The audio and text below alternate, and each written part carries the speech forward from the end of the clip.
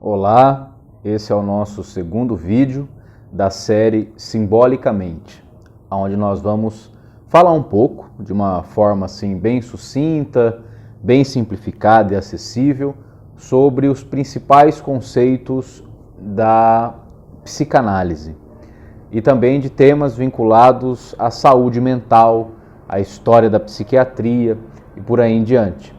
Hoje, nesse vídeo, depois de nós já termos feito uma divisão esquemática sobre como nós podemos dividir ou catalogar os problemas, os transtornos que acometem a mente humana, hoje nós vamos já entrar especificamente na psicanálise e na sua forma de abordar, de tratar, de lidar, melhor dizendo, com essas questões, No vídeo passado eu disse que o psicanalista ele trabalha com aquilo que nós chamamos de perturbação da saúde mental. Então não é doença mental, não é desenvolvimento mental retardado ou incompleto, mas também não é transtorno mental, que muitas vezes acontece com o uso de psicotrópicos, mas com perturbações da saúde mental. Não tem como falar nesse tratamento, nessa forma de lidar com as questões mentais que atingem todos, sem exceção.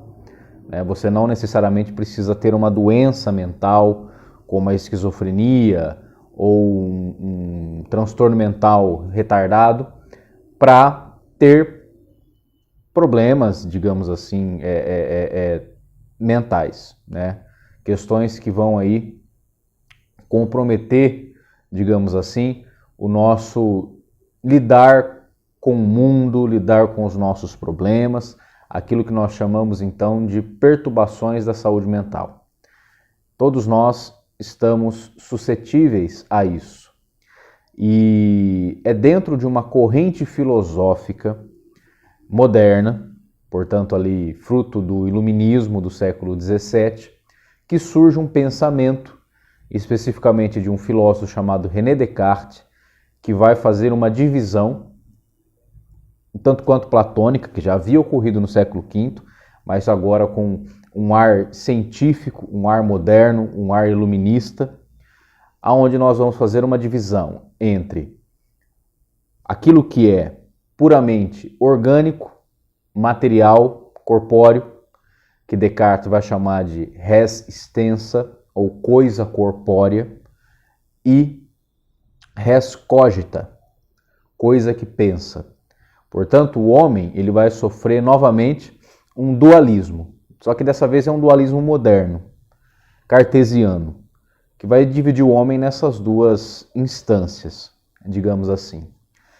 Quando Descartes faz isso, ele então fala que existem doenças que vão atingir o corpo, a resistência, são doenças de fórum orgânico, muitas vezes de motivos exógenos ou endógenos, mas que atingem somente o corpo. Mas também o homem é res cogita, a coisa que pensa, aí é a sua famosa máxima, Penso, logo existo. Quando Descartes também diz que existem doenças que atingem a mente, então ele abre um espaço para que nós também possamos trabalhar essas questões somente do ponto de vista mental, sem a necessidade, por exemplo, do médico, daquele que cuida do orgânico, daquilo que é físico. Se nós temos questões, problemas, que depois nós vamos chamar de doenças, perturbações, transtornos, enfim, que acometem a mente, esse lado isolado na visão cartesiana. Claro que hoje nós sabemos que não é tão assim, tão isolado, na verdade, o homem é uma unidade aristotélica, falando assim, corpo e alma, ou mente e matéria, não estão divididas, não são tão cingidas assim.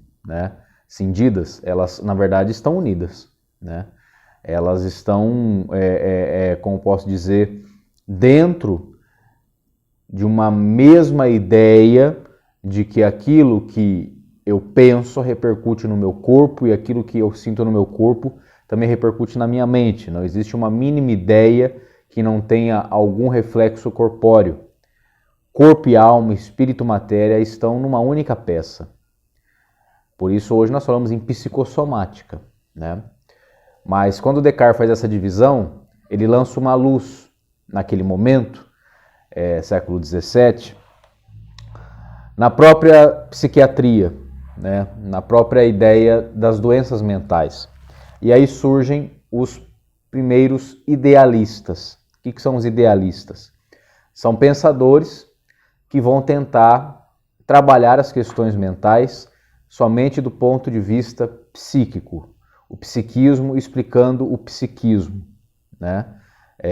Depois dos idealistas vieram os organicistas, que são aqueles que, na verdade, vão trabalhar essas questões buscando encontrar um respaldo orgânico em todas elas, né? Volta-se novamente essa ideia da materialidade ou do materialismo, do positivismo, que vai ser muito forte no século XIX. Mas dentro dos idealistas nós temos o pai da psicanálise, que é Sigmund Freud. Sigmund Freud nasce em 1856 e morre em 1939. Ele era um médico de Viena, era um neurologista. É claro que naquela época a neurologia não era como hoje, eles eram tratados como os médicos dos nervos, né? Estudavam o sistema nervoso. Freud não era psiquiatra, Freud era um neurologista. E ele então tenta encontrar uma explicação para as questões mentais dentro do próprio aparelho psíquico. Ou seja, ele é alguém que vai olhar essas questões de uma forma intrapsíquica, buscando explicar o psiquismo, digamos assim, pelo próprio psiquismo, né? Freud vai fazer uma verdadeira revolução no pensamento, né, de sua época, que vai surtir efeito até os nossos dias. Ele vai desenvolver a psicanálise, né, essa forma de analisar, de trabalhar as questões inconscientes, e ele então vai se aprofundar nesse conceito, que já era um conceito caro à filosofia, o conceito de inconsciente, inclusive contrapondo o próprio Descartes, né, por um lado, que diz que o homem é um ser pensante, penso, logo existo, né? Freud vai realmente esmiuçar essa questão até o ponto de dizer que, na verdade, o eu não é o dono da sua própria casa, né? Ou seja, o ego cartesiano, cogito ergo sum, né? O pensamento, o ser racional, ele não domina todas as instâncias do seu psiquismo, né? Então Freud faz a famosa divisão do aparelho psíquico entre id, ego e superego. O id sendo a instância inconsciente, que domina grande parte das nossas ações e da nossa própria vida, né? Existe o ego, que é o eu, a minha parte racional, e o superego, que seria uma instância castradora, uma instância cultural, a instância da lei, né? Que vai realmente castrar o id, né? E o ego então fica ali no meio, entre essas duas forças, entre esses dois polos que estão o tempo todo se contrapondo, e o ego ali no meio tentando administrar essas pulsões vindas do ego e a instância da lei, da moralidade, do que pode ou não pode, da própria castração. O inconsciente ele é fruto de uma castração, né? Na visão freudiana. Então, essas questões mentais, as forças inconscientes é quem dominam elas, né? Então, se é uma questão vinculada ao aparelho psíquico, então é dentro dele e não buscando em questões orgânicas, farmacológicas, ou mesmo em tratamentos que existiam anteriormente, como choques, terapias de cunho naturalistas, né, onde a pessoa que sofria de alguma questão mental, ela era recomendada banhos gelados, passeios nas montanhas para respirar ar puro, enfim, né, nada de fórum orgânico. Freud está preocupado em explicar o aparelho psíquico por ele mesmo.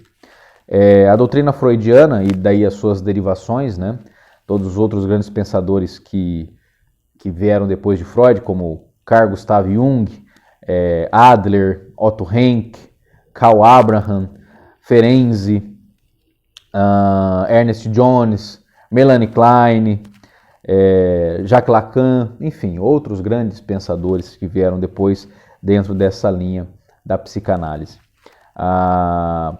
Então nós aqui estamos falando em distúrbios mentais, em perturbações da saúde mentais, onde uma coisa implica na outra, dentro do próprio aparelho psíquico. Por exemplo, o id, ele explica o funcionamento do ego. O ego, por sua vez, tem um superego que implica ou não no id. Enfim, como eu posso dizer, é uma instância psíquica resultando em outra instância psíquica e assim por diante. Perfeito? Então, dentro dessa concepção idealista, portanto, levando em consideração o res cogita em detrimento do res extensa, que Freud vai desenvolver toda a sua teoria. E é por isso que a psicanálise trabalha com essas perturbações da saúde mental, porque essas perturbações não necessariamente envolvem problemas orgânicos, problemas que dizem respeito à anatomia cerebral, ou problemas hereditários, como por exemplo na psicose, né, onde nós já falamos de um indivíduo que nasce com essa predisposição. Enfim, as perturbações da saúde mental, elas têm por grande pilar a neurose. É sobre isso que Freud vai se debruçar, né? A neurose como a forma principal da perturbação da saúde mental. E sobre a neurose e as diversas formas de neurose, nós vamos falar no próximo vídeo, mais propriamente dito. Por enquanto, só uma visão assim geral do que Freud fez, de como Freud vai tratar essa questão do inconsciente, como Freud vai desenvolver um método para decifrar a linguagem do inconsciente, como esse inconsciente se manifesta através dos sonhos, através dos atos falhos, através de uma palavra trocada, através dos xistes, ou seja, das ironias, das brincadeiras, enfim, de todas as formas como o nosso inconsciente se traduz numa linguagem, né? Uma linguagem corpórea, uma linguagem de fala, uma linguagem de sonho, enfim. Então, uma visão geral e introdutória, mais uma vez, para depois darmos seguimento sobre as várias formas de neurose. Não se esqueçam de curtir o nosso vídeo, compartilhar e ativar o sininho para vocês sempre receberem as atualizações aqui e os vídeos dessa nova série.